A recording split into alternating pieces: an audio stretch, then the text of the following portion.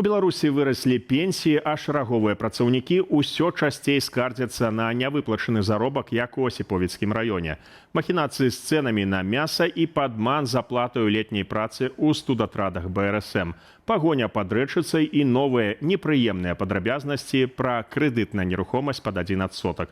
Расейцы зноў масава едуць у Беларусь за бензінам, а на заўтра абвешчанае штармавое папярэджанне. Вітаю, сябры, Владзіслаў Корсак у студыі. Лайк, падпіска, калі бяспечна. А мы пачынаем праграму «Белсат онлайн».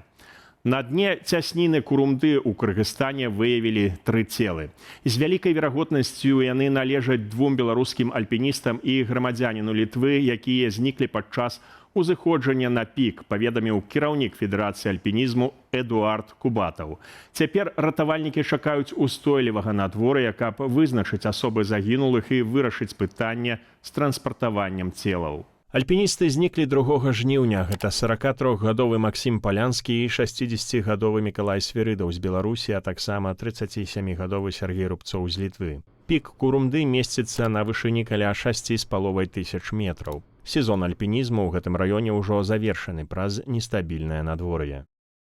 Буйны штрафы і пазбаўлення правоў у вёсцы Заспа працаўнікі ДАІ заўважылі матацыкліста, які не спыніўся на законнае патрабаванне і паспрабаваў уцячы. Пачалася пагоня. У выніку 38-гадовага жыхара Рэчыцкага раёну затрымалі. Ён не меў права кіраваць транспартам і быў п'яны. Алкатэст паказаў 3,52 праміле. На мужчыну склалі 6 адміністрацыйных пратаколаў. Вынікам хвацкай паездкі стаў штраф на 9 тысяч рублёў і пазбаўлення права кіравання на 5 гадоў. Матацыкл адправілі на штрафстаянку.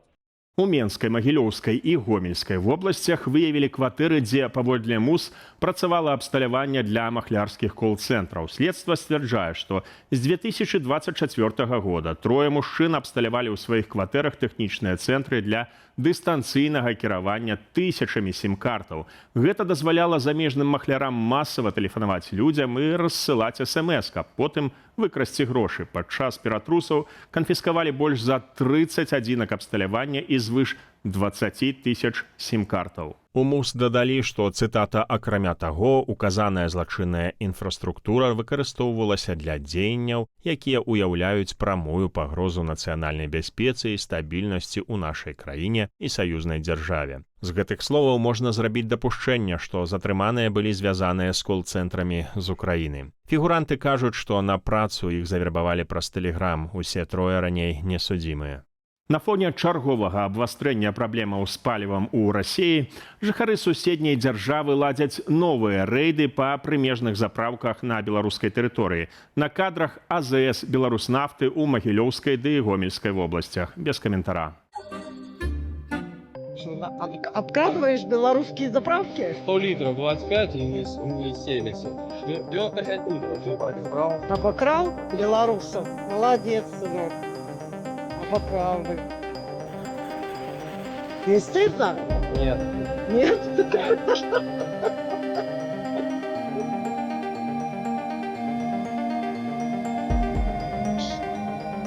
Правда, если что, Беларусь нефть. Беларусь нефть.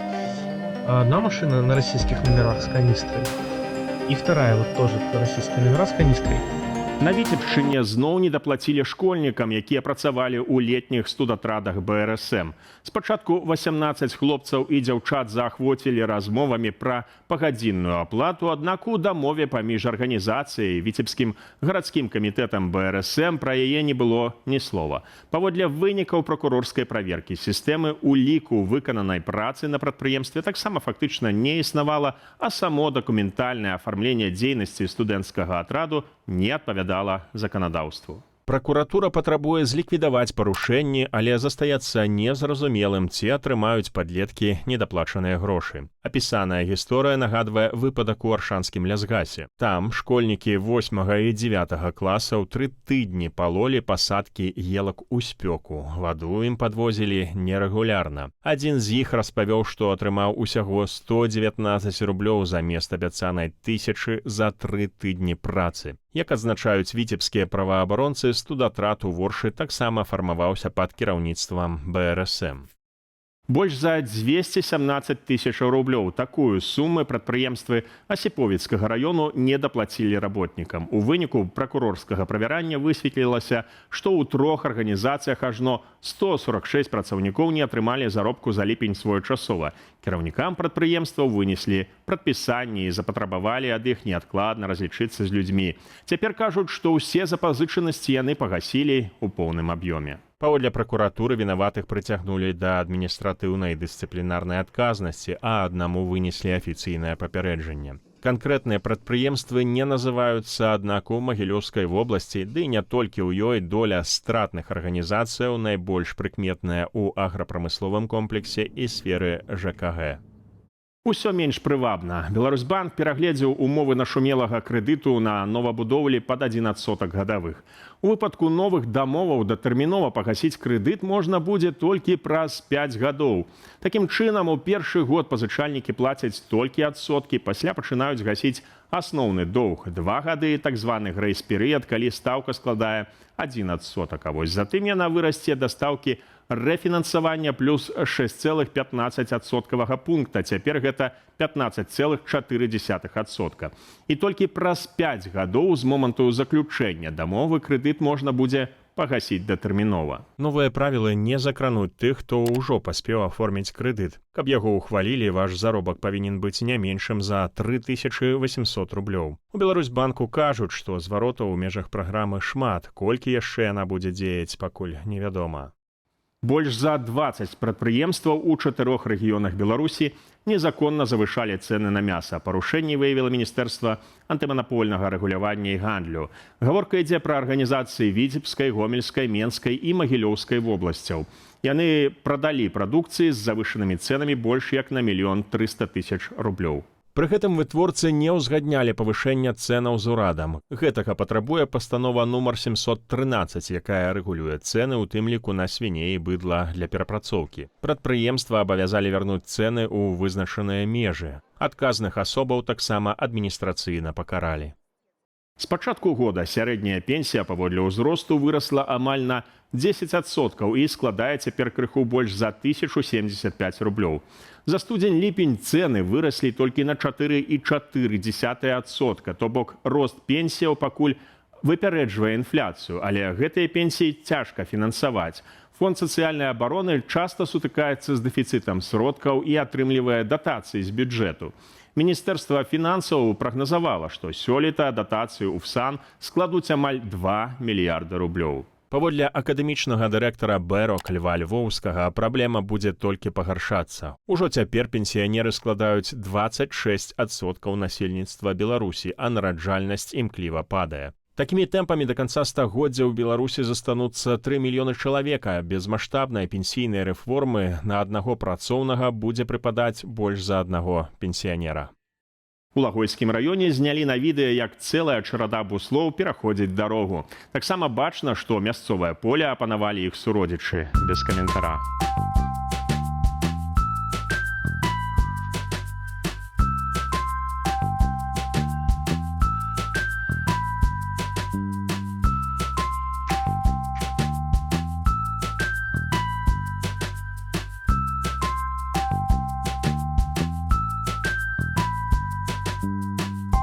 У 2015 годзе расеец падчас палявання ў нацыянальным парку Прыпецкі незаконна застрэліў зубра. Шкоду тады ацанілі на 80 000 еўраў, але крымінальную справу перадалі ў Расею і там закрылі па сканчэнні тэрміну даўнасці. Аднак у 2021 годзе пракурор Петрыкаўскага раёну заявіў грамадзянскі пазоў з патрабаваннем кампенсаваць шкоду навакольнаму асяроддзю. Пасля доўгага разгляду суд абавязаў браканьера выплаціць больш за 162 000 рублёў кампенсацыі і 8 000 дзяржаўнага мыта. Расеец адмаўляў сваю віну і ў суд не з'явіўся. У Беларусі абвясцілі на заўтра памаранчавы, а ў Гомельскай вобласці нават чырвоны ўзровень небяспекі праз неспрыяльныя метэаумовы.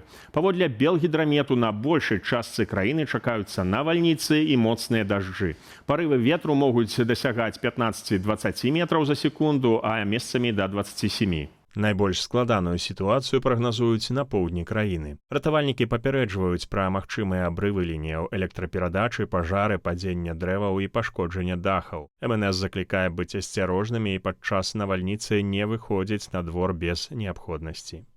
На гэтым развітваюся, сябры, стаўце лайк і падпісвайцеся на канал. Гэта вельмі важна для прасоўвання аператыўных і незалежных навінаў. Беражыце сябе.